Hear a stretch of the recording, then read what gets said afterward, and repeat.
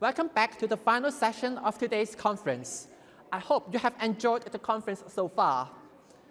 This session is titled Identifying, Assessing, and Disclosing Material Nature-Related Issues in Value Chains.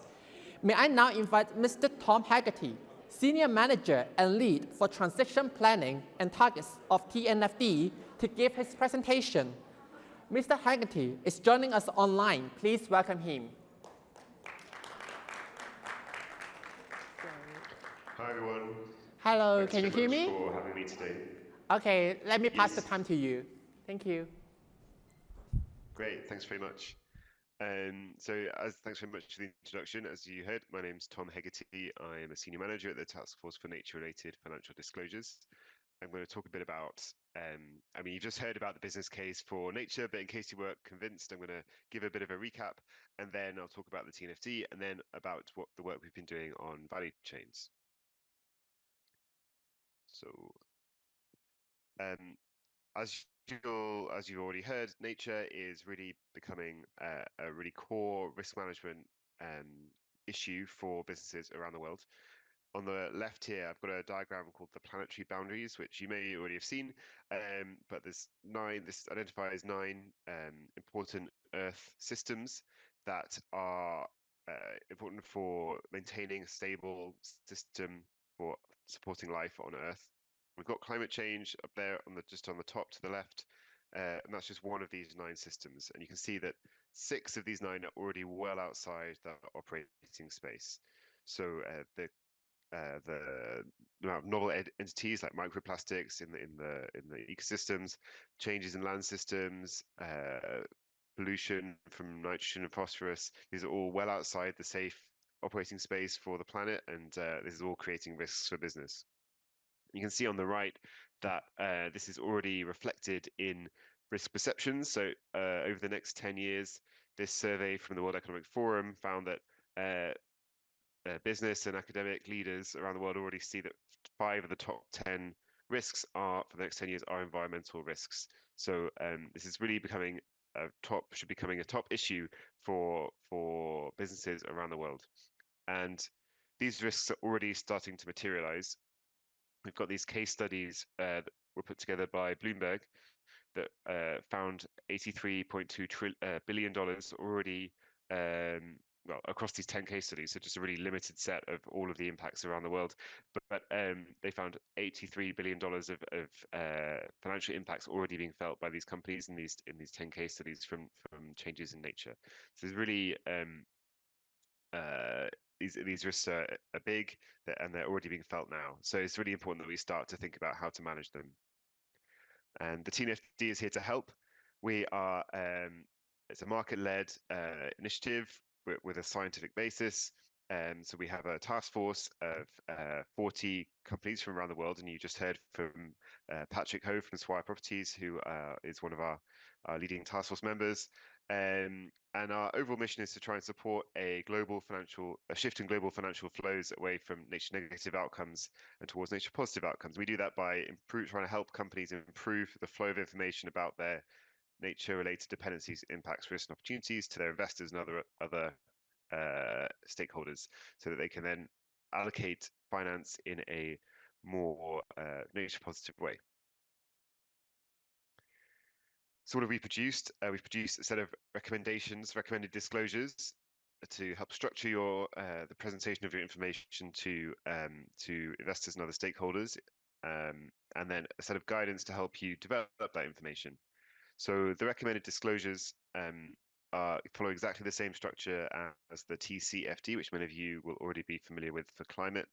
So we've got the same 4 pillars, and we've copied across all of the TCFD disclosures with obviously some adjustments for nature. And we've added 3 nature-specific disclosures, which I won't get into today, but are primarily about engagement and location, which are really important for nature, as it's much more place-based than climate change or climate change mitigation. On the right, just very quickly, we've got this guidance called the LEAP approach, which is our suggestion of how you can approach the challenge of identifying and analyzing your nature-related dependencies, impacts, risks, and opportunities. There's 4 phases. Locate your interface with nature. Where are your operations and what kind of nature is there in those places? What are the dependencies and impacts you have on nature in those places? And then what risks and opportunities does that create for your organization? And how then are you going to respond to those issues? So value chains are a really key issue for identifying nature-related dependencies, impacts, risks, and opportunities. They are, for many companies, the main nature-related dependencies and impacts are going to be upstream or downstream, particularly if you're more in the sort of service sector or an industry that's relatively low impact in itself, but maybe you've got agricultural or other commodities in your upstream, or you're involved in plastics or other pollutants downstream. Then you can analyzing your value chain is really important to be able to understand how are your dependencies and impacts on nature going to create risks and opportunities for you in the future. So we've produced this guidance to help you think through the value chain issues. We've tried to be pragmatic and be principles based to help you prioritize and focus. 3 key messages. First of all, you should try and disclose across the whole value chain if you can. Secondly, sorry, it's the previous slide still. We recognize there are challenges, there are lots of barriers and features of value chains that make it very difficult to analyze location-specific issues. And then finally, prioritize. So you shouldn't feel like you need to trace every single input that you're using to the origin or the ultimate disposal, but prioritize across those issues and be pragmatic about the level of information that you need. So we've produced 5 steps for trying to think about the value chain, which align very closely with the LEAP approach, with which it sort of is as our core guidance. So first of all, really important to clarify the aim of the analysis and the intended users and what their needs are. So you don't need to analyze everything. What are you actually trying to achieve? What information are you trying to produce and why, and who needs that? And that will really guide you in thinking through in a proportionate way what you're trying to, what degree of analysis you need to do. Then think about your value chain. You've mapped it out, and think about what are the particular features of it that make analysis difficult. And I'll go into that in more detail in a moment. Then once you've done that, you can prioritize issues for investigation based on what is likely to be of most interest to your users. Think about what data are needed to meet those users' needs, and what data you already have. If you look across all of the initiatives you already take along your value chain, not just scope 3, but human rights due diligence and modern slavery due diligence, and sort of know your customer initiatives. There'll be lots of initiatives that you already have in place that mean you have a lot of data already. It's just maybe scattered across your organization, and bringing it together will often give you quite a good picture. And then you might be able to fill some of the gaps with secondary data. And we have some guidance about that, which I'll talk about in a moment. So barriers to value chain analysis.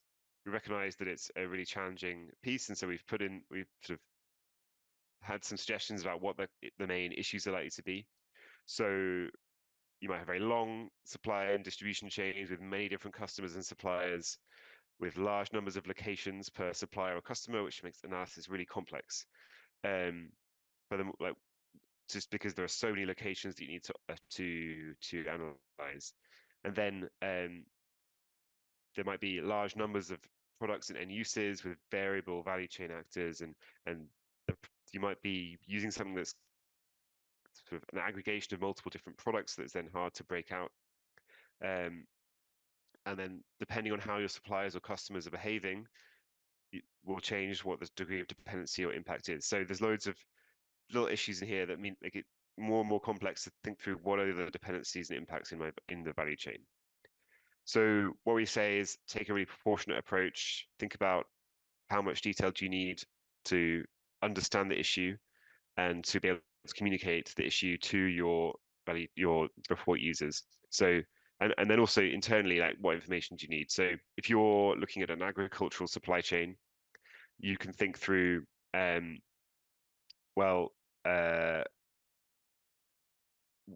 we need to, how far along the value chain do we need to go right to the farm level to be able to work directly with farmers in order to address some of these issues? Or are we happy to have slightly lower granularity analysis that focuses more on the landscape, and we can take a landscape-based approach, and we're content that that provides us enough information? Or maybe you can just want to just certify the products you're buying, and you might just judge that that is a sufficient way for you to mitigate your nature-related issues, and you can use some secondary data to understand broadly what the issues are like to be, even though you don't know specifically. And it depends. So it depends so much on what you're trying to achieve, what your information needs are, and what your report users are interested in. So be proportionate, be realistic. Don't feel that you need to understand the full picture unless that is really the information you need in order to meet your internal or external needs. And as I mentioned before, make sure you're trying to consolidate all of the efforts that you're making along with other value chain initiatives. So with your Scope 3 greenhouse gas emissions, human rights and modern slavery, and know your customer initiatives can be really good sources of information and help you minimize the burden on your suppliers and customers as well. So that's a very quick overview. Oh, sorry. We also talked about some. We also have some criteria for use of secondary data to fill in those gaps where you don't have the primary data. So the key challenge with secondary data is essentially that it's not going to be measuring exactly what your issue is. So the aim is to try and get information that is as close to what your issue is. That's both in terms of geography and time. So often secondary data might be from earlier time periods, so it might not be as up to date, or it's not going to respond to any interventions you make. But secondly, it might not be particularly geographically specific. So maybe it's at a regional level rather than a sort of specific landscape, or it may be from a neighboring region.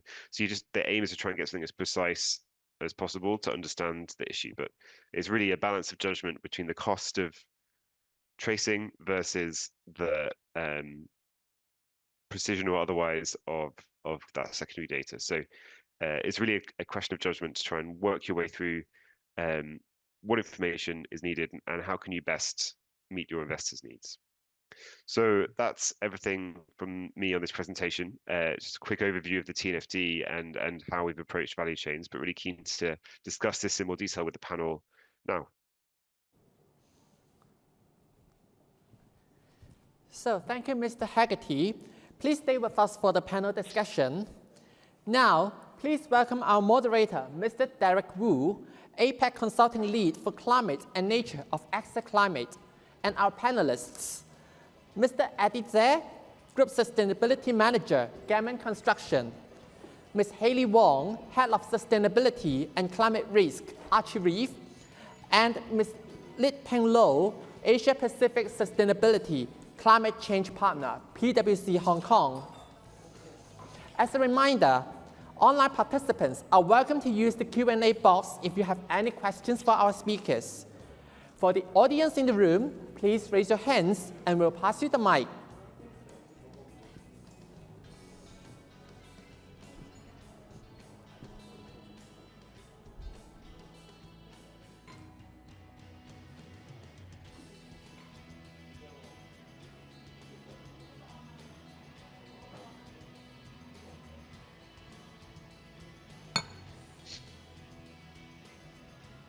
Yeah, you may proceed.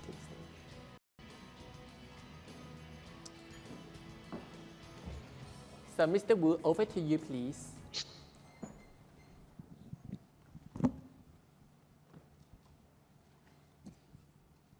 All right, thank you so much.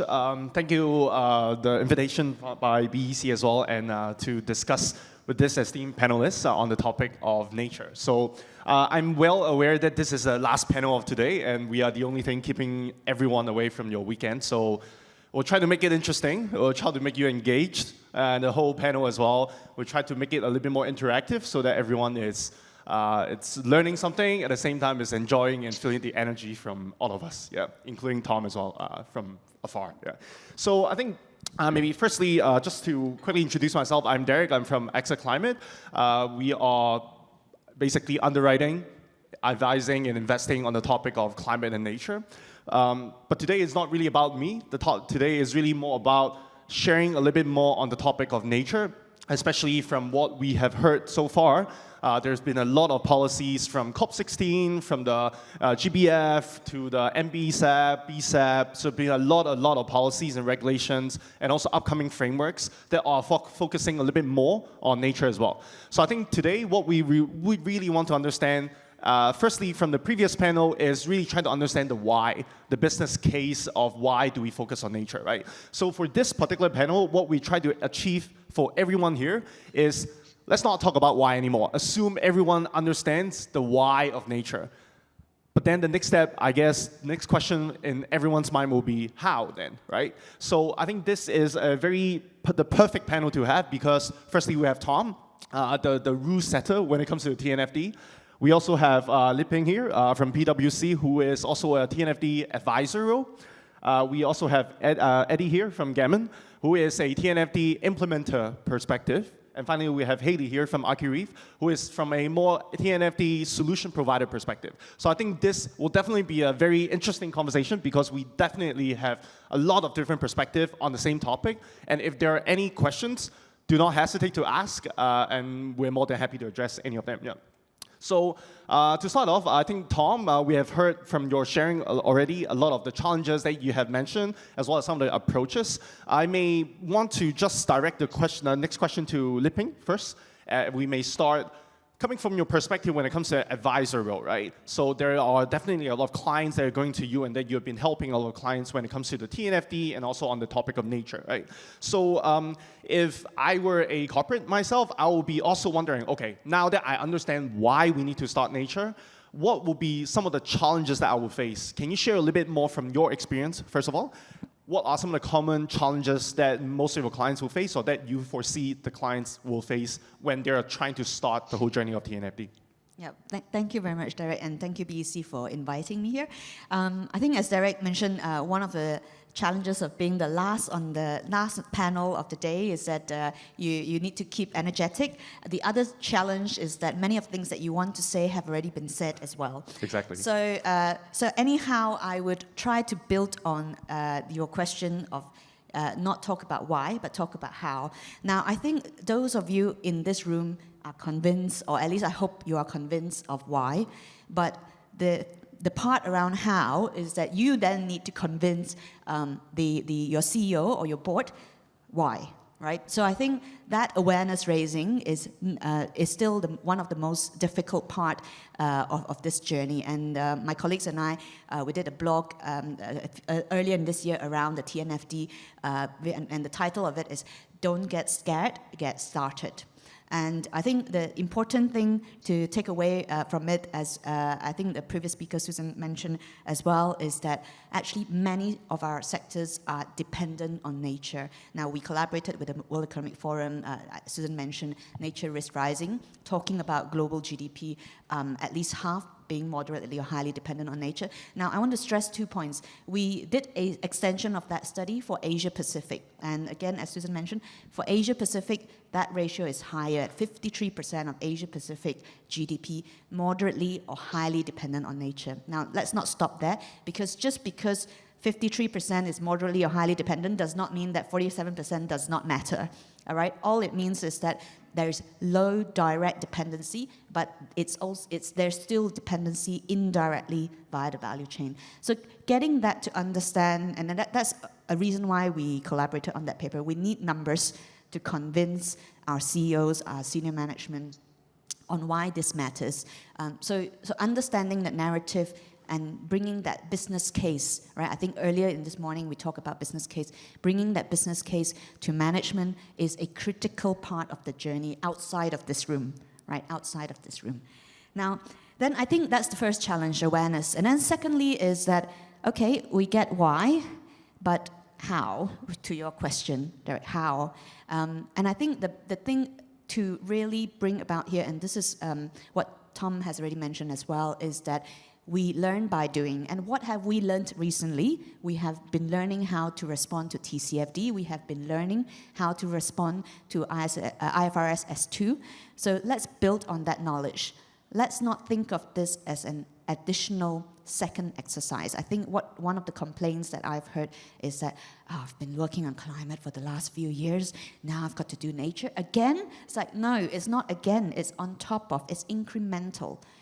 Because there is a lot of dependencies between climate and nature. I think I wasn't at this year's COP, but I was at previous year's COP, and one of the key messages that came out in the two prior COPs were, there's no climate without nature, and then you go to a second room, and then they'll say there's no nature without climate. So those two are highly interdependent, and therefore, from a business perspective, looking at them it just makes business sense, right? It makes business sense from an efficiency point of view, and it makes business sense from an integrated point of view. So I think learning from what we have been doing in TCFD, we have been assessing risks to climate, such as water scarcity, such as impact on deforestation, etc. Those are very much linked with the nature agenda. So I think that would be another area that I think start by work on the challenge. And then I think the final point, which we can discuss a little bit more, is that there's just too many competing priorities. It might be on the agenda, but how high is it on the agenda? And I think go back to my statistic earlier. It might be that 53% directly dependent, 47% indirectly dependent, but what is the material dependency? Work on that as a starting point and move slowly forward. I think that's, again, I think a bit of the challenges, but also how we have seen companies responding to it. Right. So awareness raising, I think the first point. Second point, learn from what everyone has been working on already on climate. And then thirdly will be focus on the higher dependency parts. I'd like to go to Eddie next. I think from your perspective, I've known you have been working on a pilot project in the past year on TNFD, looking specifically on some projects and some commodities as well. So I think maybe I would like to hope you to share two things maybe. Firstly, a little bit of brief context for everyone on that particular pilot project. And second of all, is there anything that you will echo from Liping, or is there anything that you want to add when it comes to challenges that you face while you're implementing that particular pilot? Yeah, thanks, Derek. This year, in January, we start that pilot project because we have no idea what is TNFD and LEAP approach. So, but we understand that TNFD, they issue sector-specific guideline targeting real estate, infrastructure, construction, and construction material. So this is something that we have to prepare for. So we find a team of, we put this pilot study on nature-related risk on construction project and put it into a capstone project and find a team of students from UST to help us to conduct a LEAP approach. And also with the help of Derek, because we need a TNFD advisor specialist, but on the construction, we are the specialist. So we need these two mixed together to advise and guide the student to carry out this pilot study. We select two projects. I fully agree with Tom, what he mentioned, the proportionate approach. Don't be greedy, don't be aggressive at the beginning. You start with something small, okay? Not for the whole company. So I select two transport infrastructure projects. One is land-based, another one is marine-based. But what's special of these two projects is they are located very close to something we call the ecological sensitive area. So this is something very exciting for the student. And then we select 4 types of materials. That is under the SBTN high impact commodity list. Cement, steel, rebar, timber, as well as aggregate. That means stone, yeah. So also under the high impact commodity list, but also I have to let you know this material also a top material span. Our top material span basically includes steel and cement and some aggregates. So from a procurement point of view, it's material. It's a material, okay? And, and also, some of the material even identified during our Scope 3 emission, like cement and steel. So that means I can, one stone, two birds, climate and nature, material, commodity, material. So I can handle it in this way. So that's what we select, why we select these two projects and that 4 types of material. Okay, we go through the process. I fully agree with what David mentioned. Yeah, this is what exactly we learned from this pilot project is. The LEAP approach to L and E is so important. And L, the locate, is the most important part that you have to do it right. For example, the 2 projects, you can easily locate where is your project. But the next is to identify the habitat and also the species nearby. So you need to find some tools to locate those ecological sensitive area and species, okay? We adopt the OnCall tool to go through the LEAP process. It's a simple and good tool, guided to go through the LEAP process, but we need additional tools to help us on the locate process. So first, because we evaluate the dependency and impact on nature, and for our operation, we need to separate direct operation, that means our construction activities, and also the value chain. So I'll talk about the direct operation first. So we locate our project, we locate all the habitat and species using different tools. For example, the existing EIA process already identifies some useful ecological information, the sensitive receiver close to your project. And also, I find out there are some amazing tools developed by the government department. For example, EPD, they developed a centralized environmental database that you can make use of.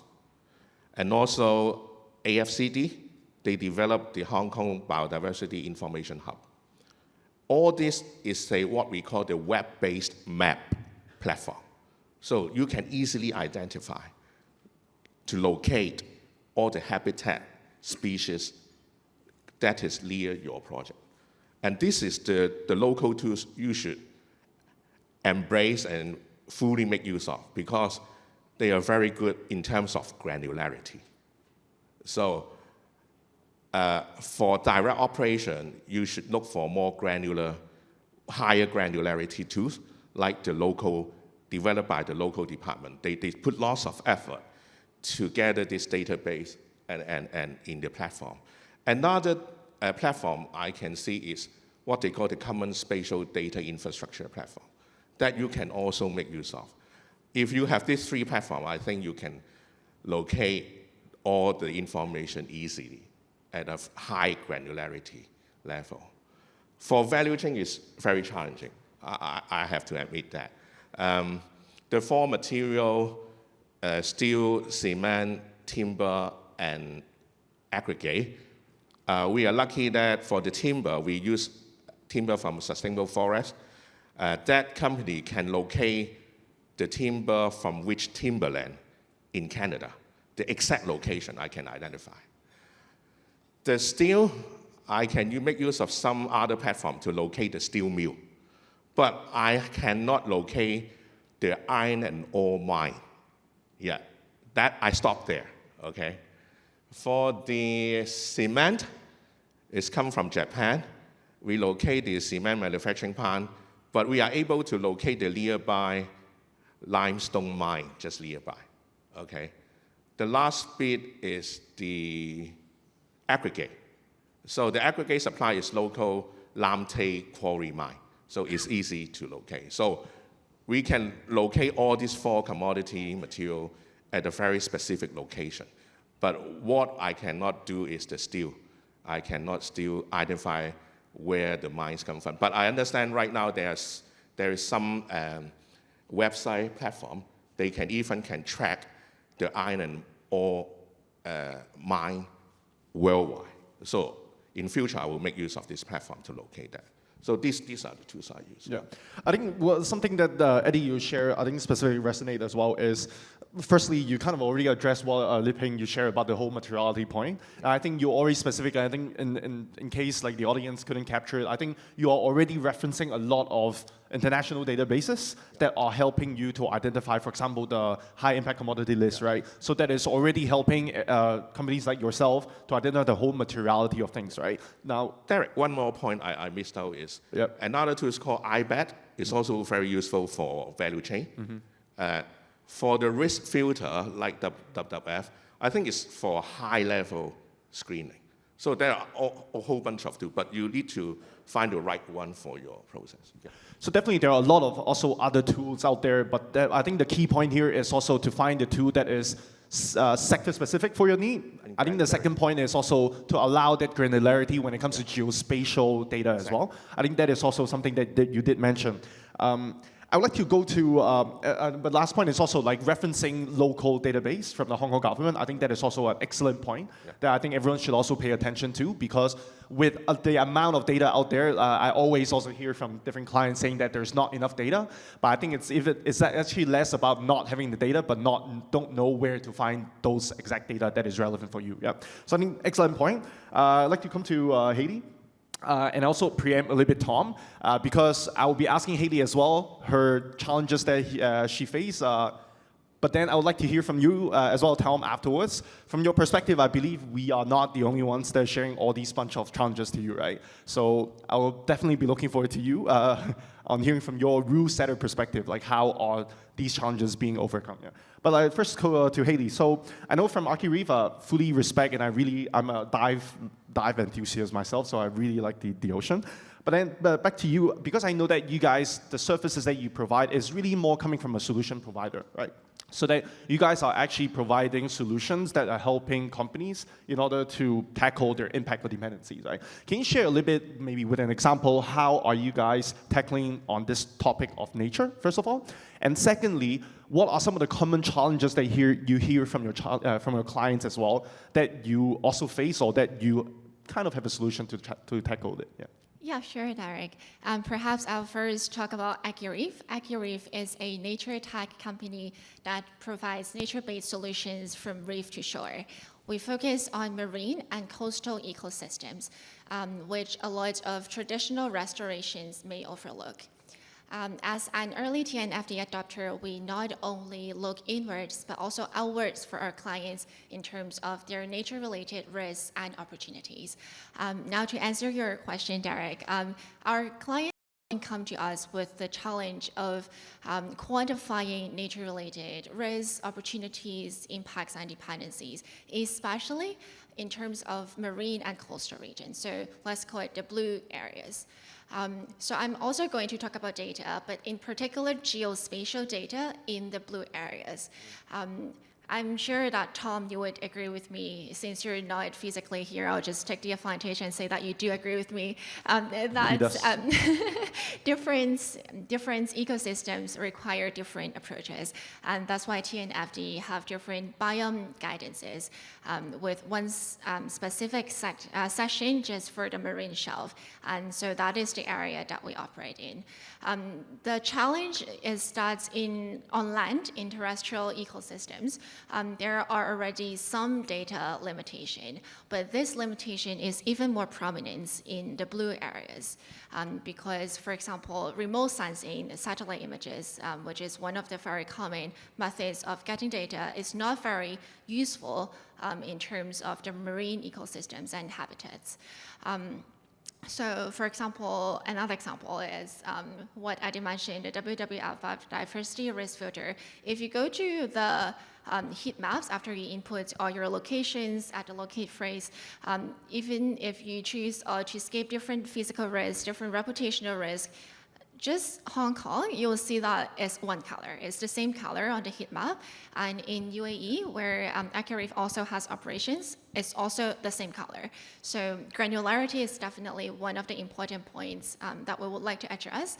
And the second question from you, Derek, is that how we help our clients to bridge that data gap, to find more granularity. Well, at Archireef, we go to the sites to help our clients get site level or asset level data, and we leverage technology, for example, photogrammetry, AI, and underwater drones, and we make 3D models that integrate with our DMRV, so digital monitoring, reporting, and verification platform that we customize for our clients.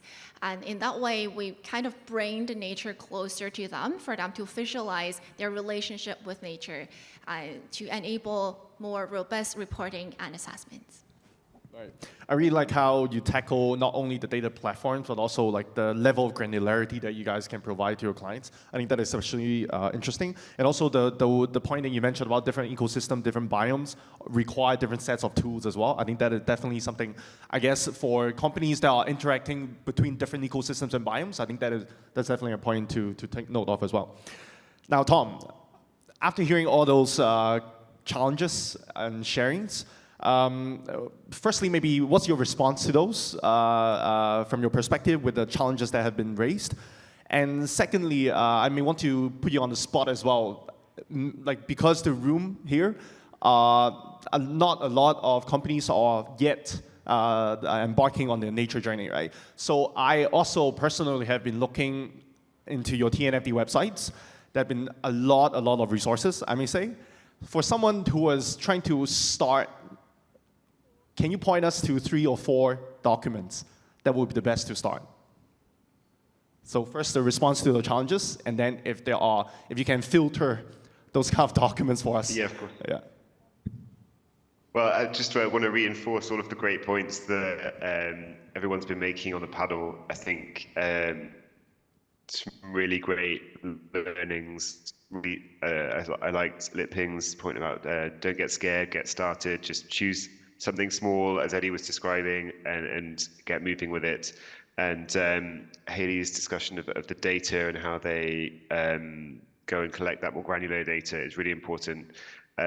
We heard about how these global data sets are really useful, but maybe don't always give you the full granular information that you need. And it sounds like in Hong Kong, you've got some really great local data sets already. And I think it's really important not to, just because we mentioned the global data sets in our guidance documents, because we can't list every single local data set available. I think it's really important not to fixate on those global data sets, really get into, if you've got local data, use that. And if you think it's better quality, use that and or combine it with the global data to give that fuller picture. And so I think all of the solutions that everyone's been suggesting already on the panel are really excellent ones. The other thing I would just point out is that we are doing some more work on data. So at COP16, we launched a new roadmap for to improve access to data. And this is proposing, it's looking at the case for a public data facility for nature-related data that would make it easier to access local data for, I think it's specifically looking at the state of nature data, so species and habitat extended condition. And so we're going to be running some pilots for that for next year to look at whether the solutions we've been identifying are really going to help. So please do take a look at that. And if you're interested in getting involved in a pilot, then do get in touch. And thanks also to Hayley for the call out on the biome guidance. That is a really interesting document that I think doesn't get enough attention. And I think it's really helpful for companies starting to think through like what's going on in our particular ecosystem. It gives you a few more pointers. But where to get started. So we do actually have a document called Getting Started with TNFD. So that's a really good place to look for. It's before you've even started the analysis. How do you start to build internal buy-in? How do you start to gather in the resources that you're going to need and do a bit of a landscape assessment of what data you already have? So that's a really good place to start. We also have a set of resources called TNFD in a box, which are a set of presentations, slides that give you an overview of what's in each document in a more sort of little bite-sized chunks, so that I appreciate that the hundreds and hundreds of pages of guidance we produce can be quite overwhelming as you first start, but maybe if you look at the TNFD in a box materials, they can help you just get a quick view of what's going to be in there, and then you can dive deeper in the actual documents. There's also a pack there that's aimed at boards and top-level executives that you can use to also help get buy-in in your organizations. Right. So definitely very valuable hearing from your perspective as well, like from TNFD on some of the documents that everyone, in case you guys are looking into implementing and starting your whole TNFD journey as well, I think those will definitely be the ones Tom just suggested, will definitely be the ones that that you guys will be able to tap into. Now, I think for the next part, I just came up with a thought, so just going back to the whole implementation part, right? We're trying to focus on the how part. Now, everyone knows in this room, hopefully knows that willpower is definitely not enough. Yes, there is a why, there's a business case, but at the same time, a key to implementation, one of them is also how do you engage and how do you convince the people that you work with, different departments, in order to move the needle one department at a time or one person at a time sometimes, right? So can I get a little bit of perspective from everyone here? Again, from an advisor perspective, solution provider perspective, implementer perspective, and then Tom from a rule setter perspective, right? What would be some of the tips for in the audience here in the room if they have the willpower now to start nature? What are some of the tips that you can give them in order to allow them to navigate within their organization on this seemingly new topic as well? It can be towards different audiences, your management, your procurement department, any tips that you can share with the audience here. Yeah. Maybe, Eddie, I'll go with you first since you pilot already. Yeah, let me go first. I want to use two examples to share, to try to echo your point, how we engage our team and also form a business case. First, 15 years ago, I think some of you understand in Hong Kong there is a building called Centennial Campus. In that location, the original location is a freshwater reservoir, okay? We need to relocate that freshwater reservoir in order to free up the land for the campus development. The original EIA study, because they want to relocate a lean to the mountain, the hill, not a mountain, a hillside. So they under this, what they call the slope cutting scheme, they need to chop down more than 1,000 trees and generate more than 280,000 rock and soil material, okay? Then we get the project, we propose to clients and consultants why you need to chop down the hill. How about make a rock cavern, 一個山窿, and put that reservoir into that cavern. So they accept this scheme. I will tell you more story. The outcome is I felled 0 trees comparing to the original more than 1,000 trees, and 7 times less material I need to dump to the public field. So that means around 37,000 cubic meters of material. So this project, we adopt the avoid and minimize approach from the SBTN AR3T approach that process, avoid, minimize. So from a climate and nature professional viewpoint, this is really amazing. But how about our operation team? Why they are willing to change the whole scheme from cutting the hill slope to a rock cavern tunnel? Because they need to resubmit a document to EPD as it's called a project profile to review. This may impose some program risk to the project, okay? But they're willing to do because it saves us lots of time and cost for the whole process.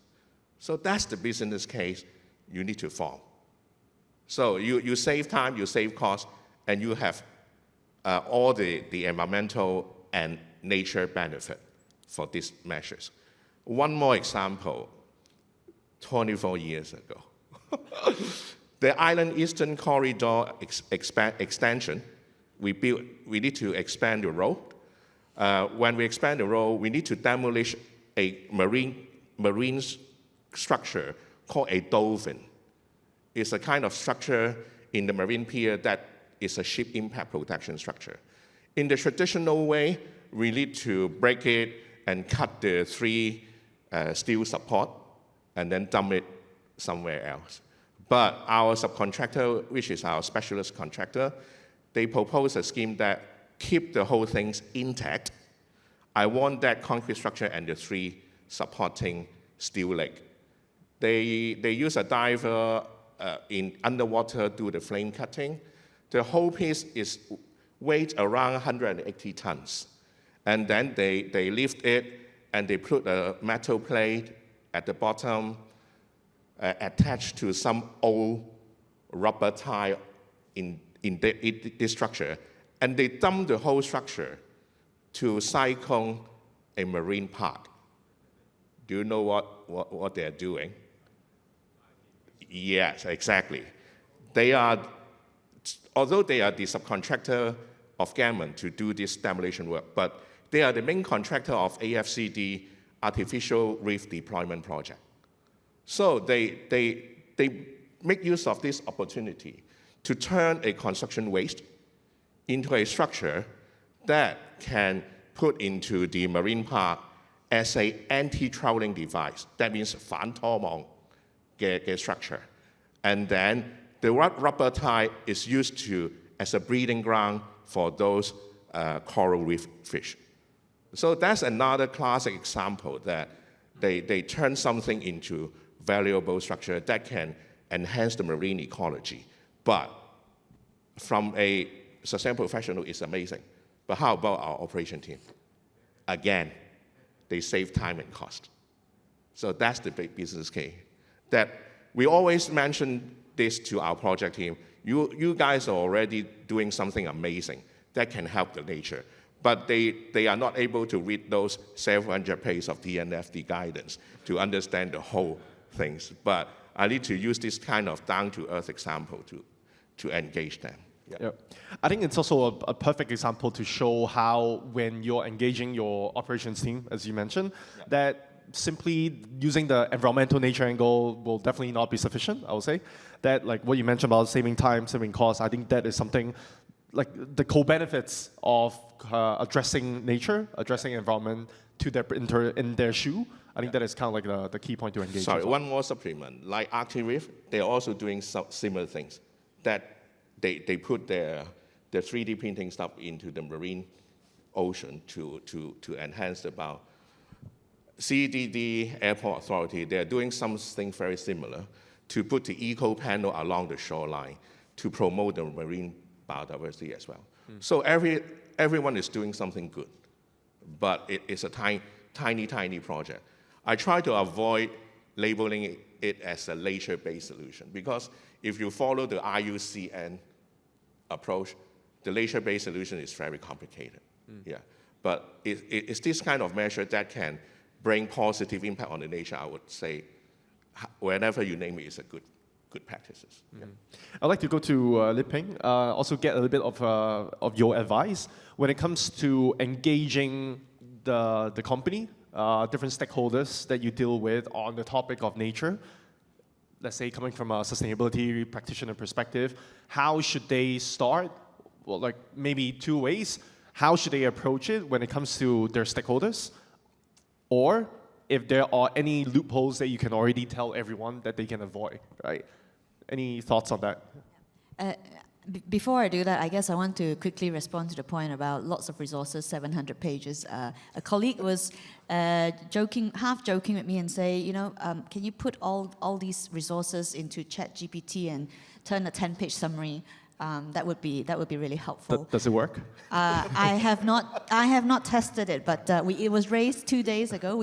I'll come back to you. Yeah. In fact, we in PwC we partner with OpenAI, so we have Chat PwC. So I'll compare that and let you know. Okay.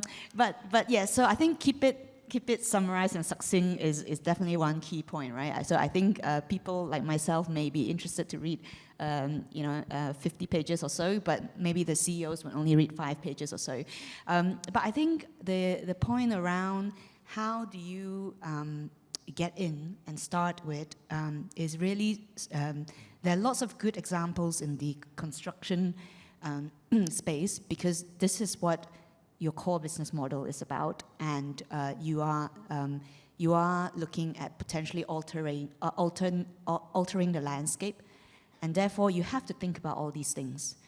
So I think it's all about going back core to the sector and what is relevant and important for that particular sector and that particular business. So therefore, I'll take another sector, an example, to talk about this. We've been working with a food company, restaurant business, so they're kind of looking at their upstream on supply chain, on carbon. So as they're engaging the suppliers, they're asking questions about, can you give us your product carbon footprint? Can you tell us, how much carbon is in chicken versus pork versus, beef? And so you actually get into a state of you're locating where these come from. You're asking, where does your beef come from? And then as you're asking that question, you would ask, so are they from a highly deforested place in the Amazon, if it comes from Brazil, for example. So you're starting to indirectly move into some of these questions. So the organization that I'm working with has been, because they started off with a carbon lens, but the questions became more and more nature related. And then we're talking about regenerative agriculture. We're talking about, as we engage our suppliers to give us data on carbon, can we just slot in the question about water, right? So then suddenly you're starting to capture the additional information at very minimal or almost zero costs at all. Because I think you have to get back to the business as well. This is about, I think in earlier panels, business cases, ROI, etc. So look at quick wins, minimal incremental costs. And it's not that hard to get into the nature topic, because it is, the air that we breathe, the food that we consume, the land that we're on. So it's not that difficult. So I think just go back to the core of the business, look at what they are already doing, build on that, look at the quick wins, and slowly expand. So I'm not saying that the food company that I'm talking about is completely TNFD compliant. They don't have a nature positive strategy, etc. But they are already like Eddie is saying, we're already doing it, right? You're already doing it. You may not call it TNFD, but you're already doing it. So I think I really echo what Eddie has said. Yeah. No, great, a good example as well when it comes to a food company. I think they have definitely a lot of interactions and with nature. Maybe a question to Hayley then. Also along the similar lines, when it comes to clients that is approaching you for services on nature-based solutions from Archireef, for example, right? What are they particularly asking? Are they asking, and any insights they can share with us when it comes to requests for them to ease their engagement within their team as well? Any thoughts on that? It can be on data, it can be on different insights that you can think of. Yeah. Yeah, of course. Actually, education is a big part of what we do, and it's to schools, it's to corporates, and to answer the question of how to make a strong business case. In our opinion, bringing clients or bringing your internal team to nature is the strongest case, is the strongest enabler.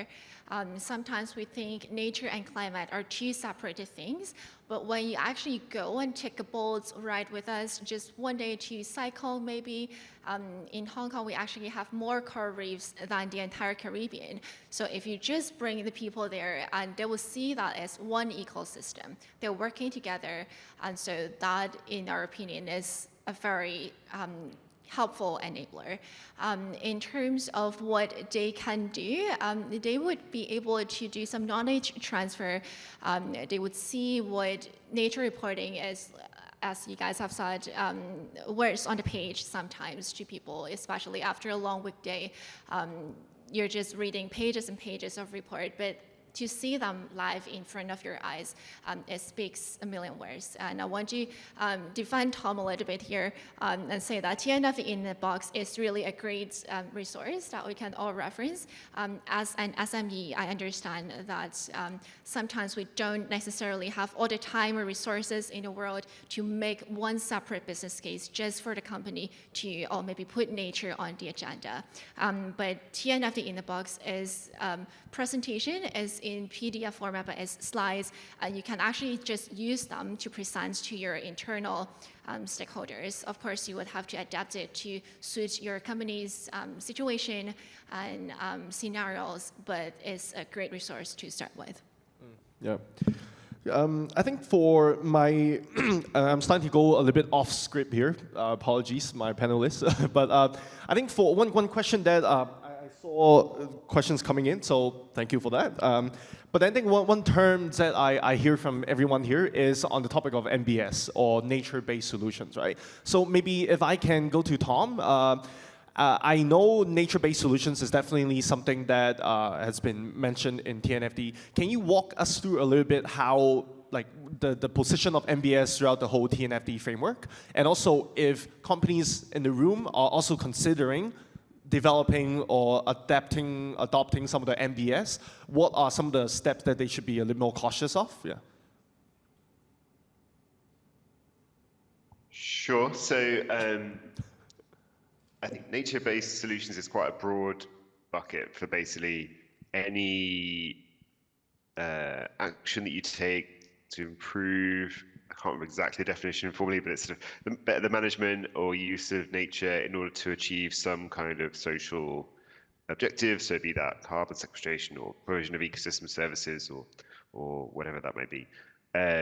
So clearly that can play a role in your response to the nature-related issues you've identified. So if you've done your assessment, you've identified, you've got some particular issue that you want to start to address to improve the sustainability of your business and to mitigate risks, you can start then investing in improving the condition of certain ecosystem environmental assets that your business depends on, right? So maybe you're in an area that is vulnerable to landslides, and maybe you want to start restoring the forest that was historically on the hillside in order to start to improve the stability of the soil on that hillside to start to reduce the risk of landslides, or similar discussions you can make about flood risk. So there's like lots of opportunities here to invest in nature in order to help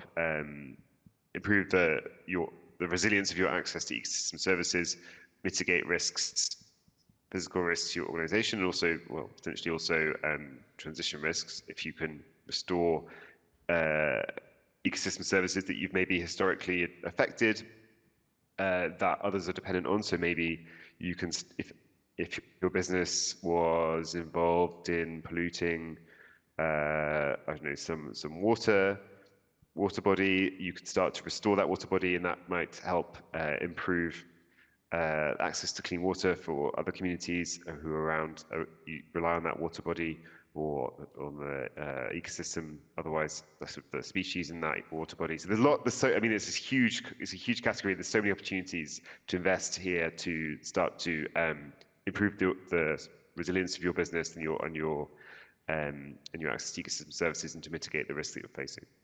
Right. So it's a bit of a big answer, but there's just so much to cover there. Yeah, no, but I think you pointed out a good point when it comes to NBS, because it has definitely been thrown out a lot by a lot of the communities and other people as well. But I think you pointed out it's still very much very broad terminologies that cover a lot.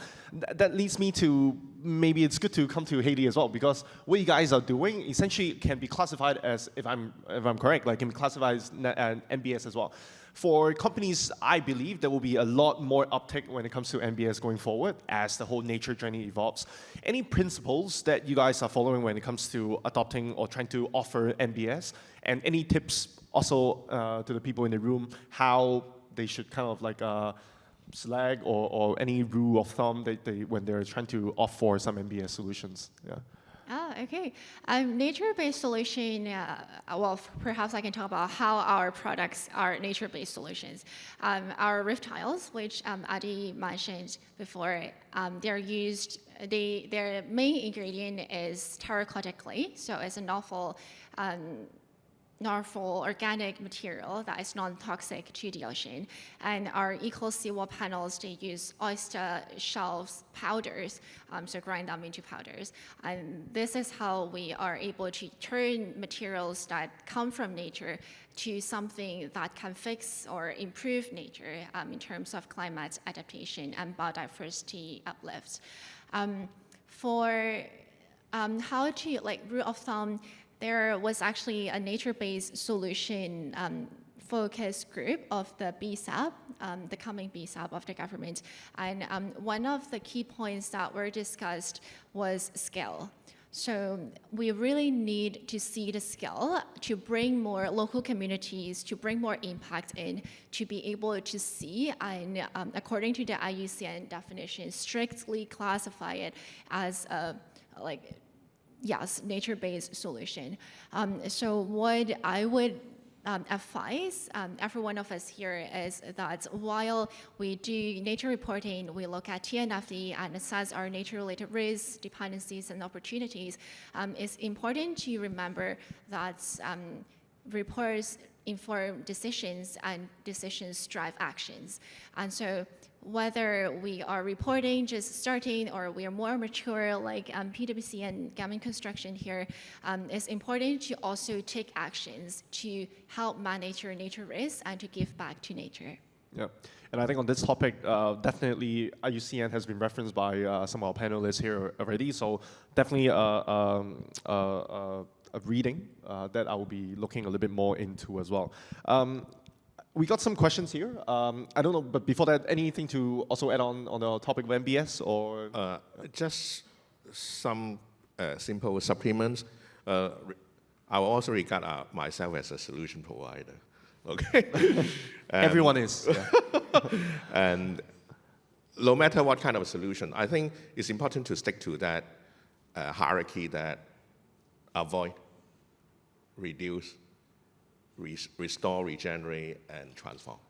So you always prioritize avoid, reduce in the first place. I can compensate or replan it later, but the best approach is to avoid and minimize through better planning and design. So I think that's a key message to any project proponent or contractors. Yep. Yeah. I think that framework and that hierarchy of taking actions, I think is super important. Not only are we trying to tap into the how do we conduct those risk assessments on nature, identifying the right tools, the data, geospatial-wise, but also when it comes to taking actions, I think exactly to your point, Eddie, that hierarchy of prioritization of what actions to take, I think that is something that is super important. Yeah, thanks for your supplement. Yes. No, a question to Liping then. There is a question around your example of the food company. So, so one question is asking, so what nature-related procurement specification should be added in company material sourcing tender?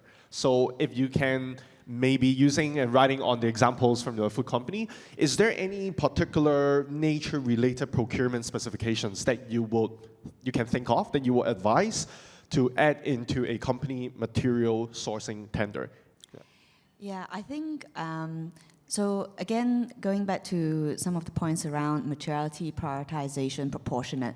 So what we don't want to do, what procurements don't want to do, is to add undue burden on their suppliers. They don't want them to do too much, such that costs will increase, and that has impact on their own costs. So that's kind of important to remember, right? So it's not just, here's my wish list, can you put 20 requirements in there? That doesn't quite work. I think, but the practical thing is to say, what are the things that would be material enough for me to tackle with, and I have already some measures that I can do around it. So take a couple of examples, right? So in the case of palm oil, the RSPO, Responsible Sourcing Palm Oil, I believe, has been around for a good number of years, and it provides some form of certification of palm oil that have been better at managing deforestation impacts. So requiring the procurement of palm oil that has those certification is not difficult to do. So those are simple things that you can already slot in, because such certification is already available. But companies have been asking me, what about beef? Have we got a similar one for beef? It's like, no, not yet. So you might not be able to do that for beef yet. So palm oil, soy, these are where certifications are available. The providers can get them, and you can already implement. You might have to wait a few years if one for beef ever happens, but that's the progression. But that shouldn't stop you from doing these quick wins. But on what can you do on beef then? And what you can do is the point that we said, the L of the leap, locate.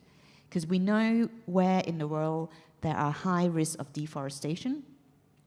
So how can we ask our suppliers to at least tell us where they come from, and then over time potentially say to the suppliers, are you able to help us identify if that's free from deforestation, or can you source somewhere else?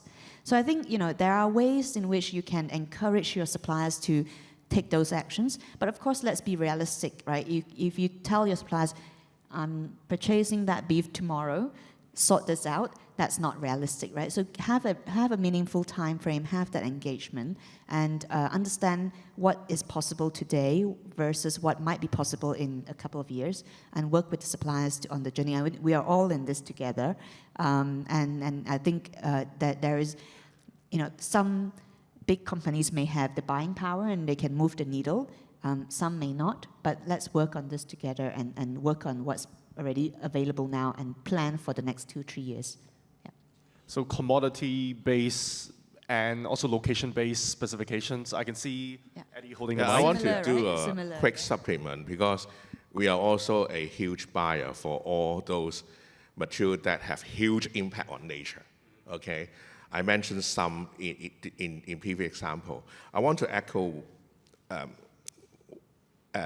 what previously discussed about the deforestation.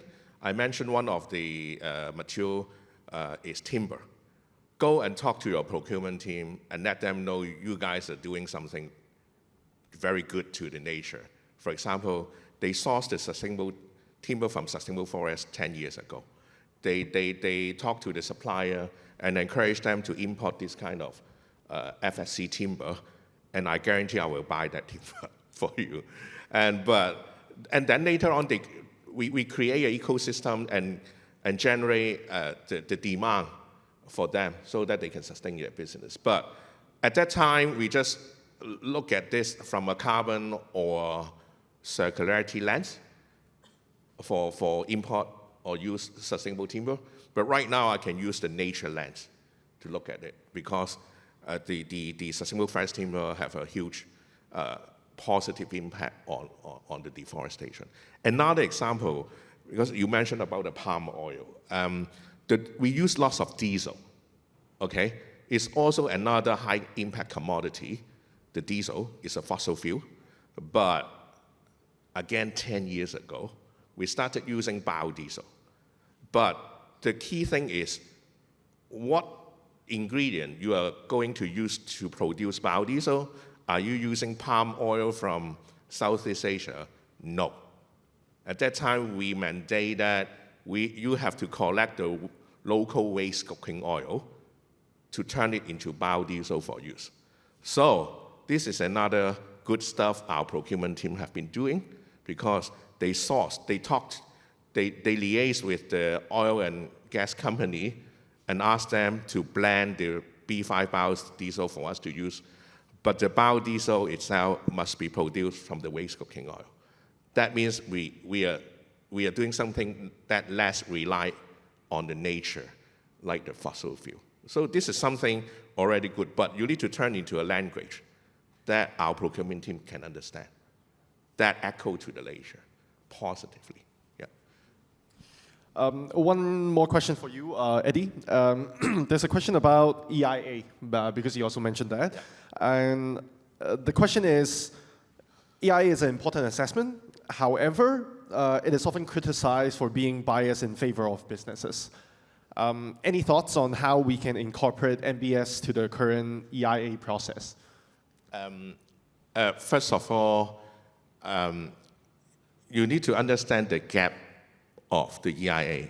Under TNFD, for that LEAP approach, it only addressed the direct operation impact on the ecosystem.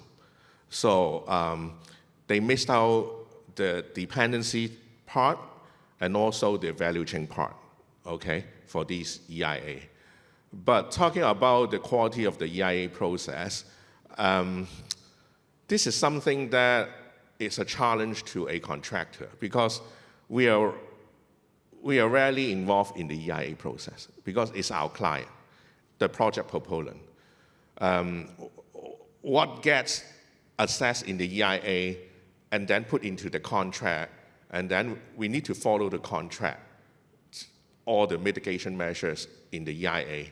So I hardly see I can have great influence on our client, but we always work with our client to come up with better solution in terms of buildability or less pollution whatsoever. Because I understand right now the contract arrangement, they call it the new engineering contract or the target cost contract.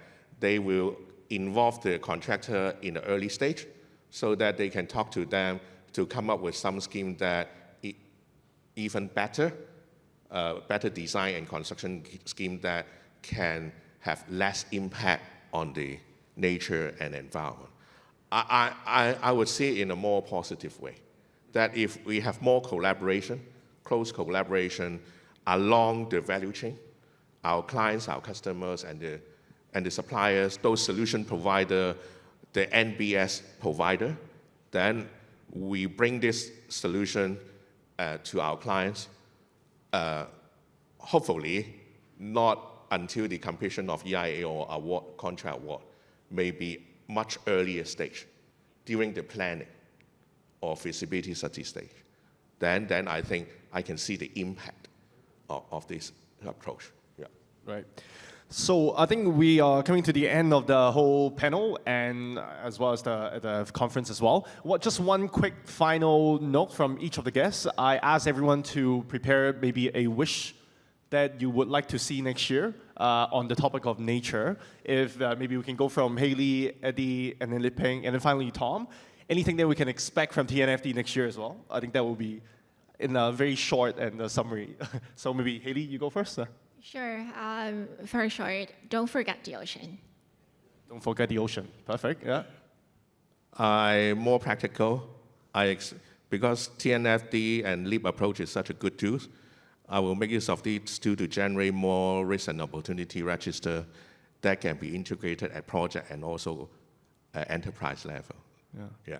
I think it's music to Tom's ears. Yeah. Liping, yeah.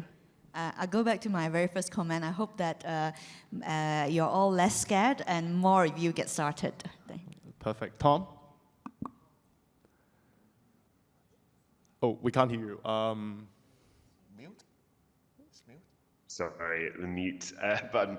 Yeah, so to say, just as more and more companies starting to think about their nature-related issues and to work on those, I mean, obviously that's what we're all here to work for.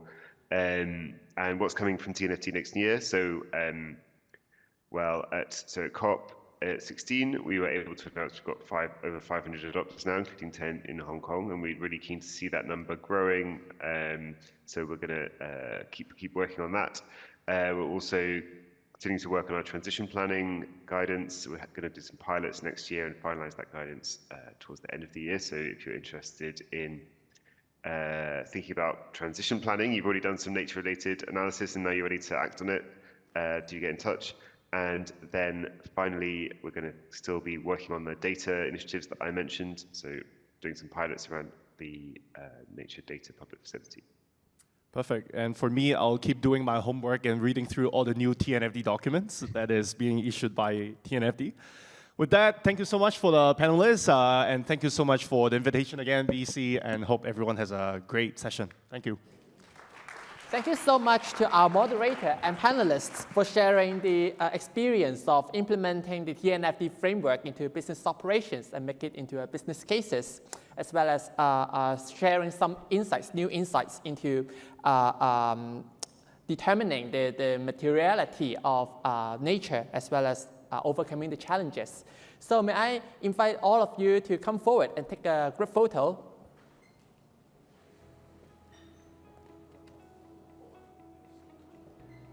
Just get closer together. Yes.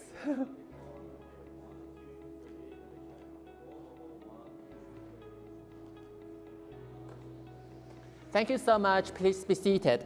And please, again, give them a big round of applause for the insightful discussion. We have certainly learned a lot today. Thank you.